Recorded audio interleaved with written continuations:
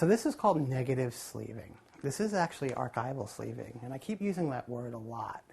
And basically, you don't want to store your negatives in something that's not archival when you've gone through so much trouble to make sure this stuff is gonna last the test of time.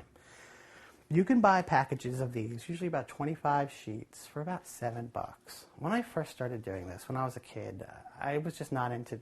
I was like, why do I gotta spend money on plastic? But now, being a professional, I understand how important using this type of material is. One, I can actually write notes saying who this is, when I shot it, what role it is.